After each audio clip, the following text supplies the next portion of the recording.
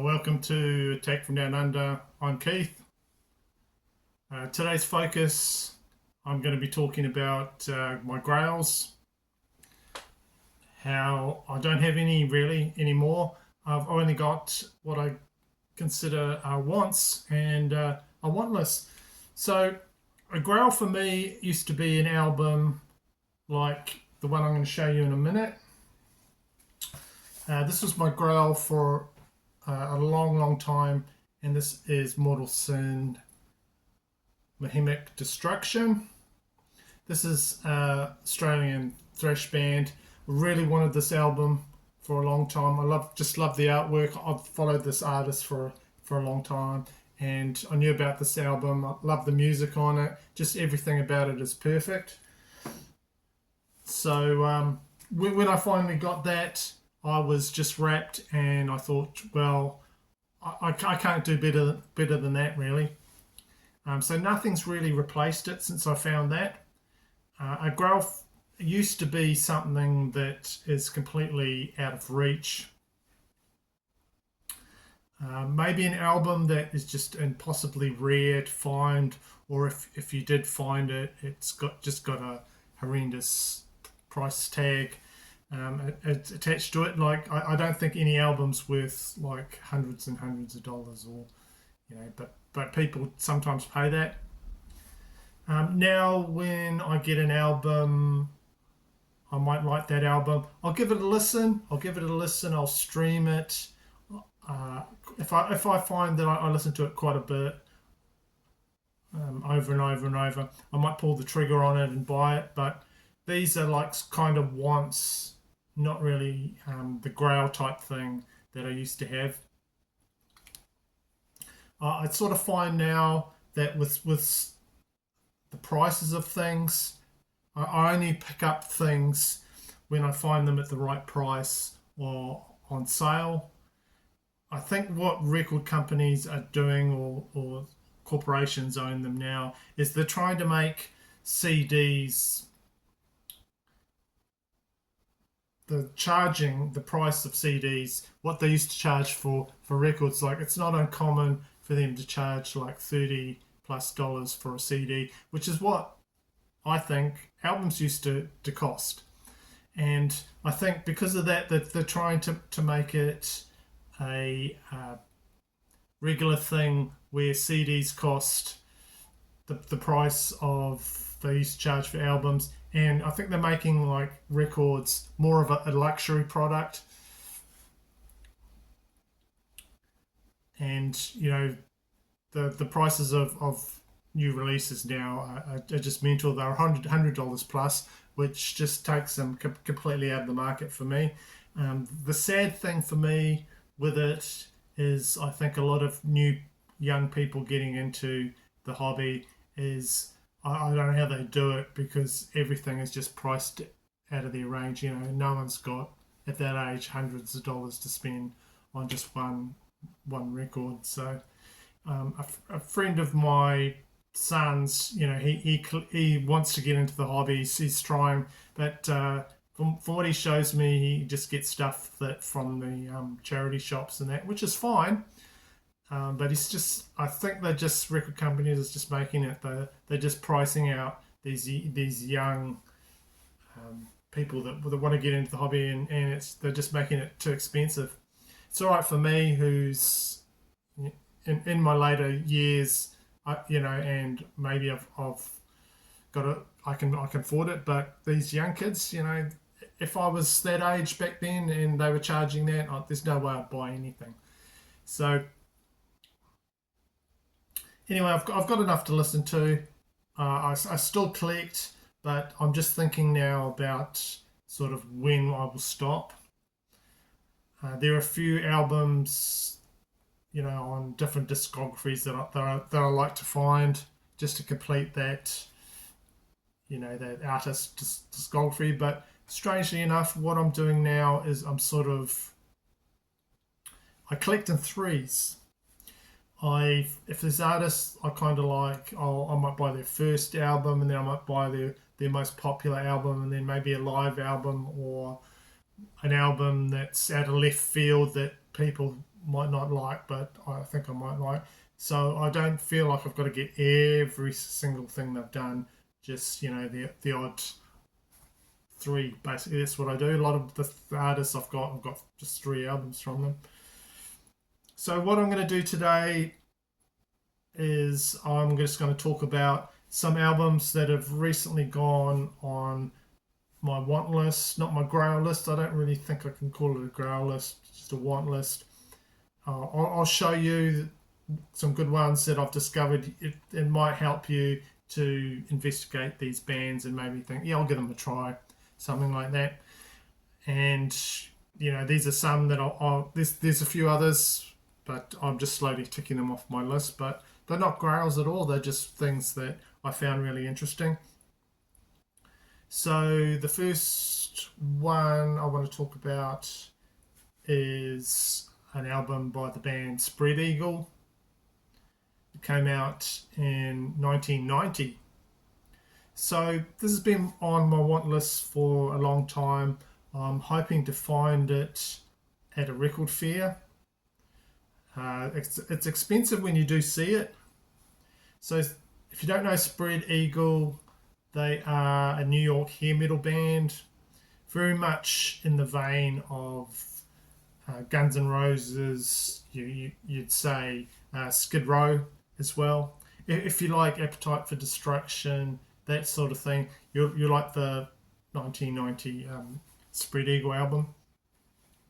And the lead singer, Ray West, he even sounds like Sebastian Bach.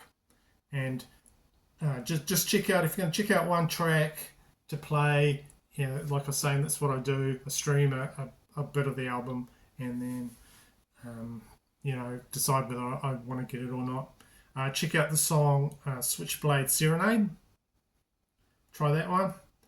Number two, I'm going to talk about the album from the band Rigor Mortis.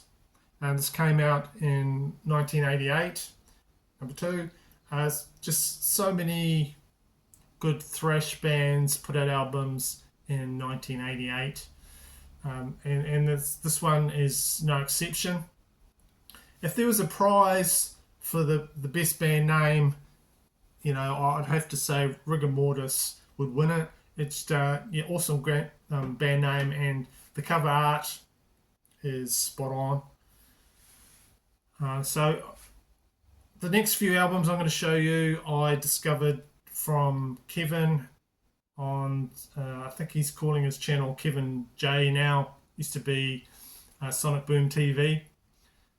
And he did a really good video on OG thrash albums. He was in the right place at the right time when he was in college.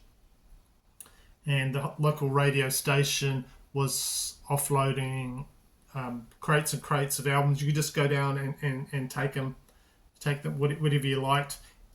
And he's had them in his, I don't know, in his back room or something for like 20, 30 years. I've been at him trying to show a video of some of these things because he keeps talking about it. He finally did. I'll put a link down below so you can check out that video he did.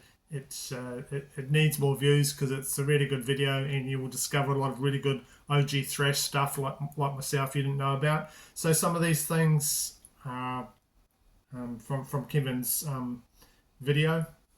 Of Eternal Nightmare, and then you can't have either one of them. Nothing different about them as far as color goes or anything. They both got promo stamps, but they're not exactly in the same spot. So I've listened to a few of these thrash albums, and they are all the perfect length. They don't exceed 40 odd minutes in total. So as people say, they get in there and they get out. So Rigor Mortis 1988. This album is like full of buzzing guitars, and the songs have choruses that just completely drill into your brain, and you remember. So I'm looking for this somewhere, re-release maybe. It's on my list. The album starts with a long introduction, welcome to your funeral. Starts off really well, and then it just rages on into the song Demons. The lead singer, his name is Bruce Corbett. He just snarls and howls through that whole record. So that's a good one to check out. A lot of this stuff you can stream, and I just, if you got the time, check out some of these ones that I'm mentioning, that Kevin mentioned in his video. So number 3, third album, is from the band called Devastation. I did not know about this band, and the album is called Signs of Life. So another short album, 34 minutes going onwards, but just a really good one to try. Heavy and powerful thrash band from Corpus Christi, Texas, with lots of death thrash. You can hear parts of the Slayer 2 guitar attack in there.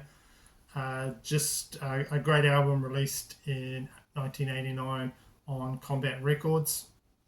They started up in the 80s. They had a sort of strong underground following, but just one you need to just put on your radar if you can find it. Some of these things are pricey, but like I said, just check them out, stream them, whatever you like. Number 4, the band name is Forced Entry, and the album is called Uncertain Future. Probably this is the last one I'm going to talk about. Maybe listen to that on streaming. It's the debut album by another American thrash band. Forced Entry, Uncertain Future. So this, if you want to know what the cover looks like, I'll try and put it in the thumbnail for this video so you can check it out. Came out in 1989 on Combat Records. Just got some really big power chords. I describe this sort of sound as thrash metal, speed, punk, and for the time 1989, before grunge and all that, they were in Seattle. So I don't know if there was that many thrash bands. I can't imagine there'd be a lot of thrash bands in Seattle at that time. But anyway, if you want to listen to some awesome vocals and songs on that, check out Forced Entry and Uncertain Future. I really like the song Anaconda. I've been playing that quite a bit. That's the one that's grabbed me. And like I was saying, check out that video that Kevin did. I'll put a link below. Just a lot of OG cool stuff on there. Everything that I've sort of listened to off that, I thought, oh yeah, I like that. I'm going to try and grab a few of those things. Kevin's just this morning had a bit of a hard time. He's lost his job, and he was posted that. It's not uncommon. It seems like a lot of people seem to be doing it hard at the moment. I've got some other friends on YouTube that have lost their job as well. It's tough out there. It's really tough out there.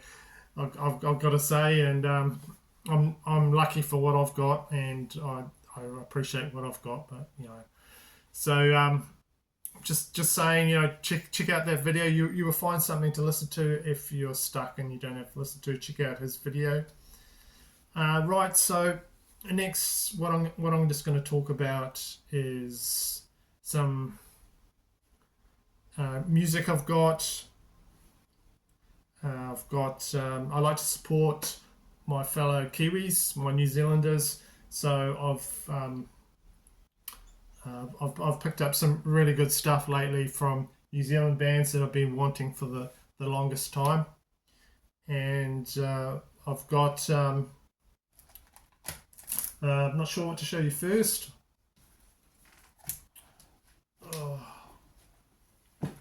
Okay, I'll show you this one. This one I've been on the trail of for a long time, and this is like an 80s band, New Zealand. Well, at the time it was called heavy metal, but probably closer to hard rock. This is Stormbringer, Life Sentence, kind of one of very rare, and I've been looking for forever.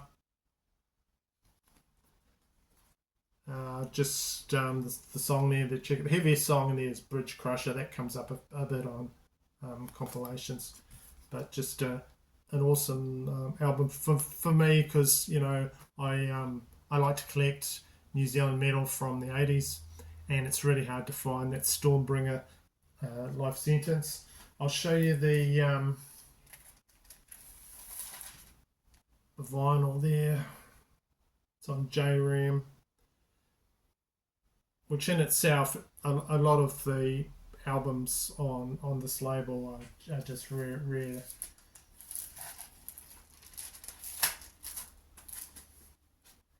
And the next one, just for my other Kiwi collection, I really wanted this one as well, and that's Nightshade, Out for the Count, from New Zealand 80s music as well. This was one of the last 12 inches I needed from this band, and I was really happy to find that. Cool album.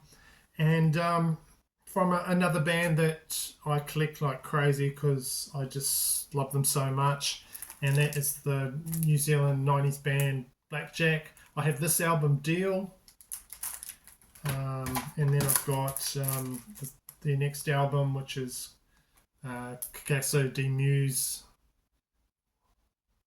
Kaka's Music, and what came up was a cassette. You just cannot find the cassettes for this band, and it's Kaka's Muse there from Blackjack. Really stoked to get that, and it's in beautiful condition. I played it just now, and I just love this album. Now, if I could find that, we're talking about Grails. This is more like a white whale. There's supposed to be a third album. I've only seen it on one website once, and I've never seen it in my life.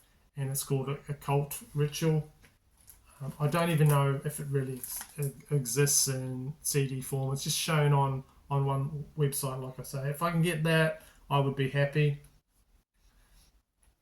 That third album from Blackjack, but I'll just show you what else I got with it.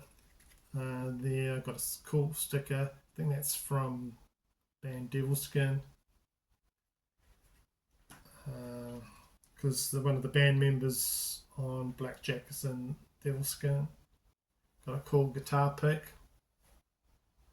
there. Now this is going right, but this brings me right back some of this promotional stuff. There you go, sticker for radio show, the Axe Attack, which was like the metal show to listen to on the radio. Promotional stuff, like this is from the 90s. This is like from 30 plus years ago. It's so rare. A promotional sticker for that album. And another promotional thing for another cassette. Really cool. There was a letter that came with it to just thank me for my support of the band and things like that. And my son was playing the fan, turned the fan on or something. It's somewhere in the house. It flew off somewhere. Can't show you that. Just so, latest news before I finish, there's some late news I've got to talk about. I've mentioned it in previous videos that Metallica are coming to New Zealand to play live, and when I was trying to order my tickets, I just completely fucked it up. I don't know what happened, but that whole process just did my head in. I made a mess of it. Did not get tickets to it. It was sold out. I thought it was sold out, but then I was going through my emails, and I got an email from the venue. And some tickets were opened up, so I managed to purchase some tickets for Metallica, and I'm gonna go see them on 19th of November. So very happy about that. The last tour was cancelled. I've got a shirt for the last tour in 2019 in New Zealand. That was completely cancelled. So I'm going to go see them live, and I'm stoked about that. I'm going to take at least a couple of my family members with me for that. So the lineup is one of the bands is going to be Suicidal Tendencies. There you go. I've had this album for forever. This is an old OG. Join the Army of Suicidal Tendencies. Probably not my favourite album by them, but one I've had for forever. So I look forward to them playing. And of course, there you go, Metallica.